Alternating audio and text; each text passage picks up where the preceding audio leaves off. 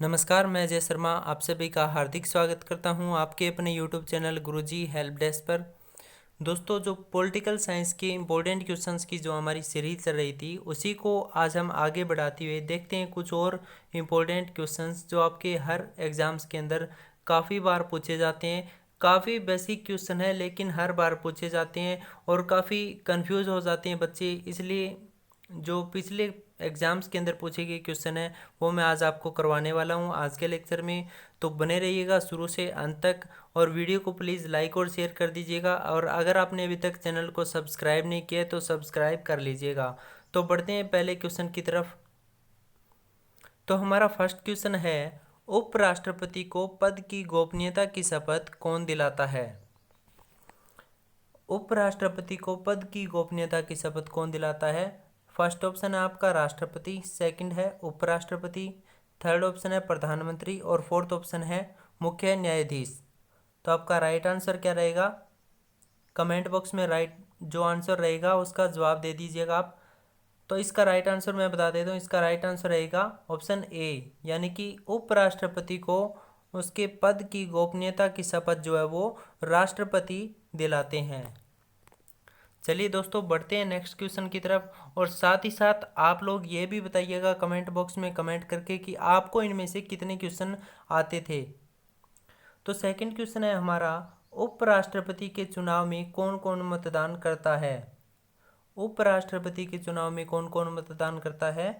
Option A है लोकसभा के सदस्य, ऑप्शन बी है राज्यसभा के सदस्य, ऑप्शन सी है उपरोक्त दोनों, यानी कि लोकसभा के सदस्य और राज्यसभा के सदस्य दोनों ही उपराष्ट्रपति के चुनाव में मतदान करते हैं। और आपका ऑप्शन डी है विधानसभा के सदस्य। तो आपका राइट आंसर क्या रहेगा? तो आपका राइट आंसर रहेगा दोस्तों, उपराष्ट्रपति के चुनाव में लोकसभा और राज्यसभा दोनों के सदस्य जो है वो मतदान करते हैं। तो आपका राइट आंसर रहेगा ऑप्शन सी। ऑप्शन सी आपका करेक्ट होगा। उपराष्ट्रपति के चुनाव में लोकसभा और राज्यसभा के सदस्य मतदान करते हैं। बढ़ते हैं आज के अगले क्वेश्चन की तरफ।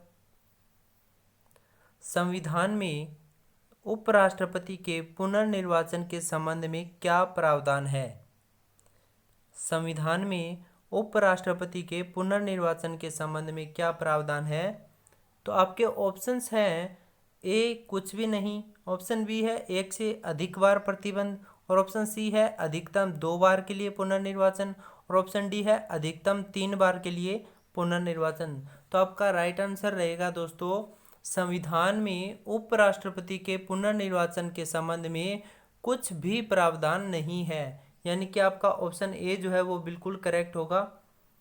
उपराष्ट्रपति के पुनर्निर्वाचन के संबंध में संविधान में ऐसा कोई भी प्रावधान नहीं है। तो आपका राइट आंसर रहेगा ऑप्शन ए। चलिए देखते हैं आज का नेक्स्ट क्वेश्चन। तो आज का हमारा नेक्स्ट क्वेश्चन है, भारत के उपराष्ट्रपति की स्थिति की तुलना किस देश के उपराष्ट्रपति से की जा सकती है? ऑप्शन ए है संयुक्त राज्य अमेरिका, ऑप्शन बी है फ्रांस, ऑप्शन सी है दक्षिण अफ्रीका और ऑप्शन डी है इजराइल। तो आपका राइट आंसर रहेगा, आपका राइट आंसर क्या रहेगा? भारत के उपराष्ट्रपति की जो स्थिति है, कंडीशन जो है, उसका कंपैरिजन किस देश के, किस कंट्री के वाइस प्रेसिडेंट से किया जा सकता है, कंपैरिजन उसका। तो आपका राइट आंसर रहेगा संयुक्त राज्य अमेरिका, यानी कि आपका ऑप्शन ए जो है वो करेक्ट होगा। संयुक्त राज्य अमेरिका के उपराष्ट्रपति से भारत के उपराष्ट्रपति की स्थिति की तुलना जो है वो की जा सकती है। चलिए देखते हैं आज का नेक्स्ट क्वेश्चन। भारत में आर्थिक संकट की घोषणा कब की गई थी? भारत में आर्थिक संकट की घोषणा कब की गई थी? ऑप्शन ए है 1962, ऑप्शन बी है 1975, ऑप्शन सी है 1971 और ऑप्शन डी है कभी नहीं। तो दोस्तों आपको बताना चाहूँगा और आप में से काफ़ी लोग जानते होंगे कि भारत में अभी तक इकोनॉमिक इमरजेंसी जो है, यानी कि आर्थिक संकट जो है वो अभी तक नहीं लगा है। भारत में आर्थिक संकट की घोषणा अब तक कभी भी नहीं की गई है। तो आपका राइट आंसर रहेगा ऑप्शन डी, कभी नहीं। आज का हमारा नेक्स्ट क्वेश्चन है, भारत में राष्ट्रपति का चुनाव किया जाता है ऑप्शन ए है प्रत्यक्ष निर्वाचन द्वारा, ऑप्शन बी है एकल हस्तांतरित मत प्रणाली द्वारा, और ऑप्शन सी है अनुपातिक मत प्रणाली द्वारा, या ऑप्शन डी इनमें से कोई नहीं। तो आपका राइट आंसर क्या रहेगा? भारत में राष्ट्रपति का चुनाव जो है वो किस प्रकार किया जाता है? एकल हस्तांतरित मत प्रणाली द्वारा। आपका राइट आंसर रहेगा भारत में राष्ट्रपति का चुनाव किया जाता है एकल हस्तांतरित मत प्रणाली द्वारा। चलिए नेक्स्ट क्वेश्चन है, राष्ट्रपति का निर्वाचन किस प्रकार से होता है? ऑप्शन ए है प्रत्यक्ष रूप से, ऑप्शन बी है अप्रत्यक्ष रूप से, ऑप्शन सी है मनोनयन द्वारा, और ऑप्शन डी है कोई स्पष्ट प्रावधान नहीं है। तो आपका राइट आंसर क्या रहेगा इसका? राष्ट्रपति का जो निर्वाचन है वो किस प्रकार से होता है? अप्रत्यक्ष रूप से होता है। किस रूप से होता है? अप्रत्यक्ष रूप से। चलिए नेक्स्ट क्वेश्चन है, राष्ट्रपति पद के उम्मीदवार के लिए अधिकतम आयु कितनी होनी चाहिए? तो आपका राइट आंसर क्या रहेगा इसका? ऑप्शन ए है 65 वर्ष, ऑप्शन बी है 75 वर्ष, और ऑप्शन सी है 70 वर्ष, और ऑप्शन डी है कोई आयु सीमा नहीं है। तो दोस्तों आपको बताना चाहूँगा कि राष्ट्रपति पद के उम्मीदवार के लिए अधिकतम आयु निर्धारित नहीं की गई है, यानी कि आपका ऑप्शन डी जो है वो करेक्ट होगा। कोई आयु सीमा निर्धारित नहीं की गई है। चलिए नेक्स्ट क्वेश्चन देख लेते हैं। नेक्स्ट है, भारत के राष्ट्रपति के लिए आवश्यक योग्यता नहीं है। ध्यान से देखिएगा क्वेश्चन को। भारत के राष्ट्रपति के लिए आवश्यक योग्यता नहीं है। ऑप्शन ए है वह भारत का नागरिक हो, कंपलसरी है या नहीं है। ऑप्शन बी है 35 वर्ष की आयु पूरी कर चुका हो। ऑप्शन सी है उसमें लोकसभा के सदस्य के लिए निर्धारित सभी योग्यताएं हो, और ऑप्शन डी है वह संसद के किसी सदन का सदस्य हो। तो आपका राइट आंसर क्या रहेगा फ्रेंड्स? फर्स्ट जो कंडीशन है वो बिल्कुल करेक्ट है, यानी कि राष्ट्रपति के लिए एक आवश्यक योग्यता है कि वह भारत का नागरिक होना चाहिए। सेकंड है कि 35 वर्ष की आयु पूरी कर चुका हो, यह भी करेक्ट होगा। और थर्ड है उसमें लोकसभा के सदस्य के लिए निर्धारित सभी योग्यताएं होनी चाहिए, यह भी करेक्ट होगा। तो आपका इस क्वेश्चन के हिसाब से आवश्यक योग्यता, राष्ट्रपति के लिए आवश्यक योग्यता नहीं है। इनमें से क्या रहेगा? ऑप्शन डी, यानी कि वह संसद के किसी सदन का सदस्य हो तो वह राष्ट्रपति बन सकता है। यह कोई भी अनिवार्य यानी कि आवश्यक योग्यता नहीं है राष्ट्रपति बनने के लिए। तो आपका राइट आंसर रहेगा ऑप्शन डी। चलिए नेक्स्ट क्वेश्चन देख लेते हैं। नेक्स्ट क्वेश्चन है, भारत का राष्ट्रपति होता है। ऑप्शन ए है भारत का वास्तविक शासक, सेकंड है राज्य का संवैधानिक अध्यक्ष, और ऑप्शन सी है राज्य और सरकार का अध्यक्ष, और ऑप्शन डी है बहुमत दल का नेता। तो आपका राइट आंसर क्या रहेगा फ्रेंड्स? तो आपका राइट आंसर रहेगा भारत का राष्ट्रपति होता है राज्य का संवैधानिक अध्यक्ष। क्या होता है? राज्य का संवैधानिक अध्यक्ष। चलिए नेक्स्ट क्वेश्चन है, भारत के राष्ट्रपति की तुलना निम्नलिखित में से किससे करना सर्वाधिक उचित है? तो जो भारत के राष्ट्रपति होते हैं उनका कंपैरिजन किस देश के राष्ट्रपति से करना उचित है? तो आपका ऑप्शन ए है अमेरिका के राष्ट्रपति से, सेकंड ऑप्शन है फ्रांस के राष्ट्रपति से, ऑप्शन सी है ब्रिटेन के सम्राट से, और ऑप्शन डी है श्रीलंका के राष्ट्रपति से। तो दोस्तों भारत के राष्ट्रपति का कंपैरिजन ब्रिटेन के सम्राट या सम्राज्ञी से करना सर्वाधिक उचित होगा, यानी कि आपका ऑप्शन सी जो है वो बिल्कुल करेक्ट होगा। नेक्स्ट क्वेश्चन है, सांसदों के वेतन का निर्णय कौन करता है? तो संसद जो होते हैं उनके वेतन का निर्णय कौन करता है? फर्स्ट ऑप्शन है संसद, सेकंड है केंद्रीय मंत्रिपरिषद, और ऑप्शन सी है राष्ट्रपति, और आपका ऑप्शन डी जो है वो है लोकसभा अध्यक्ष। तो दोस्तों इसका राइट आंसर रहेगा ऑप्शन ए, यानी कि संसद जो है वो सांसदों के वेतन का निर्णय करती है। ऑप्शन ए आपका करेक्ट होगा। नेक्स्ट क्वेश्चन है, निम्न विधेयकों में से किसका एक भारतीय संसद के दोनों सदनों द्वारा अलग अलग विशेष बहुमत से पारित होना आवश्यक है? ऑप्शन ए है साधारण विधेयक, ऑप्शन बी है धन विधेयक, ऑप्शन सी है वित्त विधेयक और ऑप्शन डी है संविधान संशोधन विधेयक। यानी कि क्वेश्चन में पूछा गया है इन चारों में से कौन सा ऐसा विधेयक है जिसका भारतीय संसद के दोनों सदनों यानी कि लोकसभा और राज्यसभा में अलग अलग विशेष बहुमत से पारित होना आवश्यक है यानी कि जरूरी है। तो आपका राइट आंसर रहेगा फ्रेंड्स ऑप्शन डी, यानी कि संविधान संशोधन विधेयक जो है उसका दोनों सदनों यानी कि लोकसभा और राज्यसभा दोनों में अलग अलग विशेष बहुमत से पारित होना जरूरी है।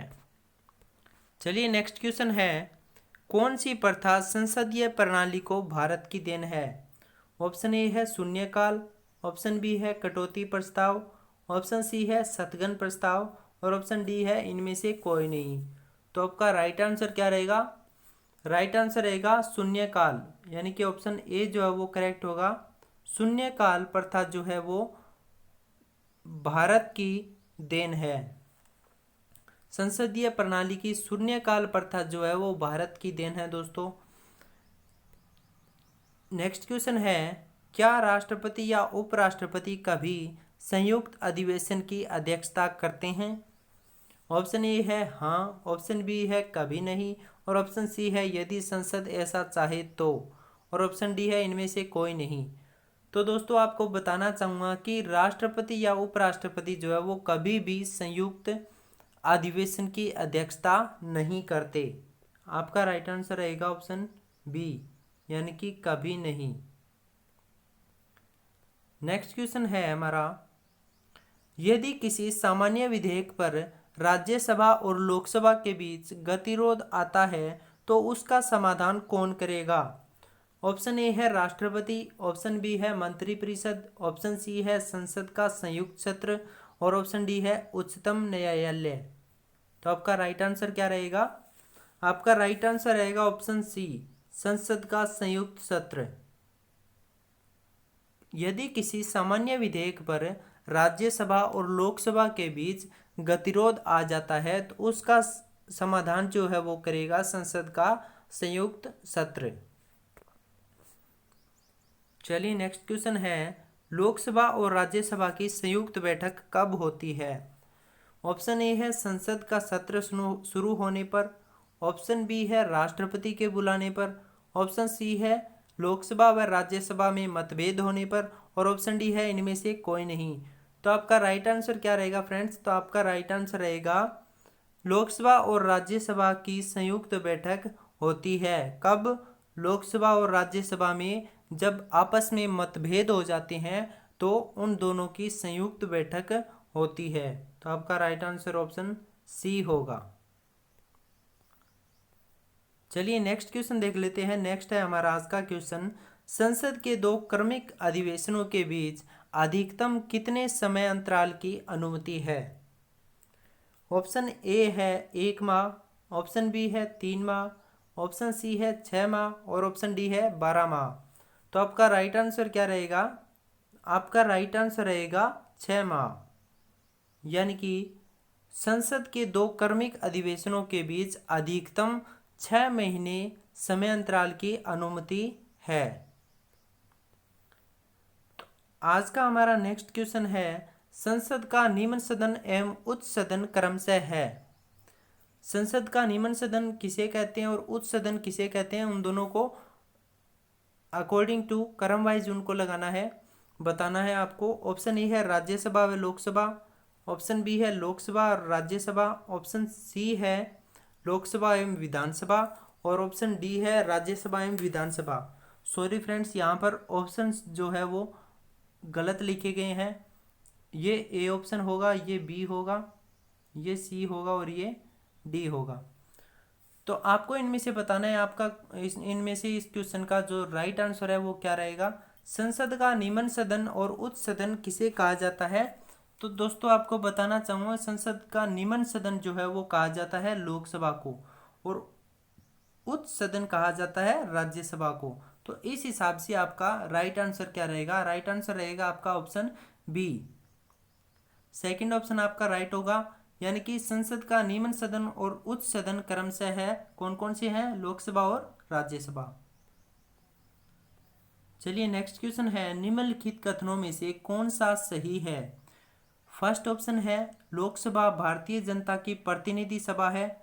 सेकंड ऑप्शन है राज्यसभा संसद का उच्च सदन है। और ऑप्शन सी है राज्यसभा राज्यों का प्रतिनिधित्व करता है। और ऑप्शन डी है उपरोक्त सभी। तो दोस्तों आपको बताना चाहूँगा, ध्यान से पढ़िएगा, लोकसभा भारतीय जनता की प्रतिनिधि सभा है, बिल्कुल करेक्ट है। राज्यसभा संसद का उच्च सदन है।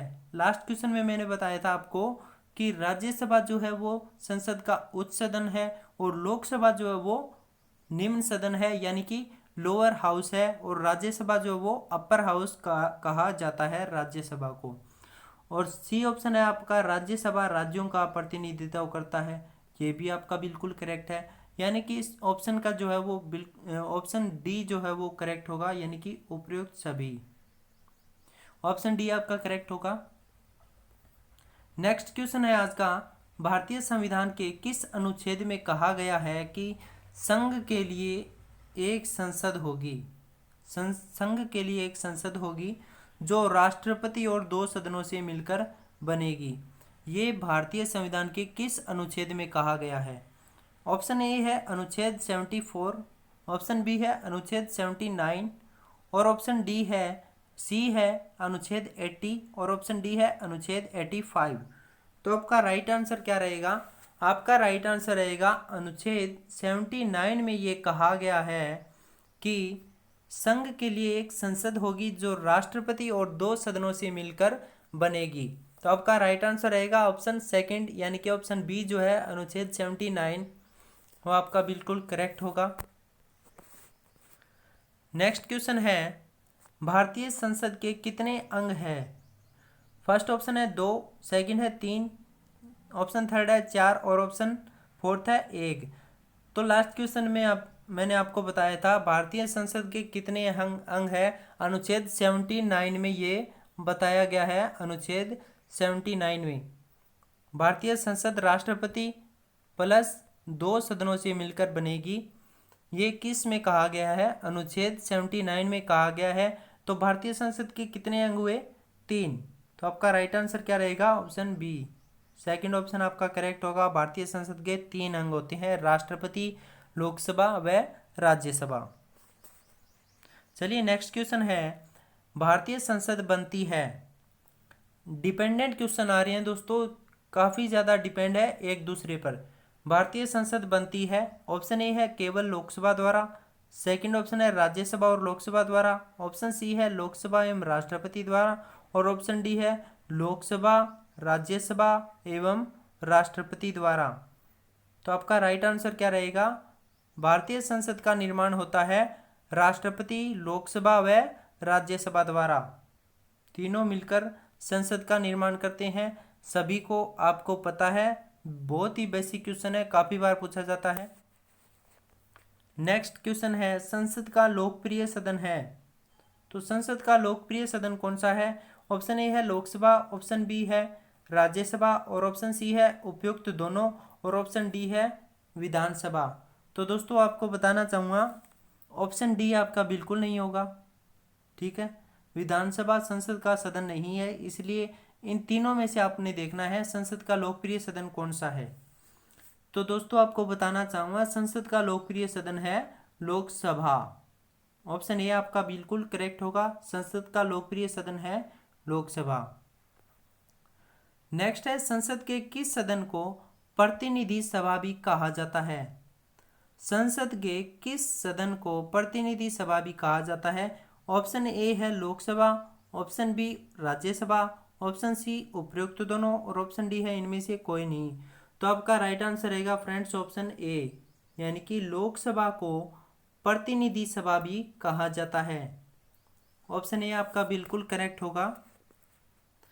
तो दोस्तों आज की वीडियो यहीं पर समाप्त होती है। वीडियो देखने के लिए आपका बहुत बहुत धन्यवाद। वीडियो को लाइक और शेयर कर दीजिएगा और अगर आपने अभी तक चैनल को सब्सक्राइब नहीं किया तो सब्सक्राइब कर दीजिएगा। और हमारे चैनल पर हरियाणा जीके की class time to time provide करवाई जा रही है आपको, और फेमस पर्सनैलिटी की जो वीडियो है वो भी आपको प्रोवाइड करवाई जा रही है। करंट अफेयर्स की जो वीडियो है जुलाई की, वो भी 1-2 दिन में आपको प्रोवाइड करवा दी जाएगी। थैंक यू, जय हिंद।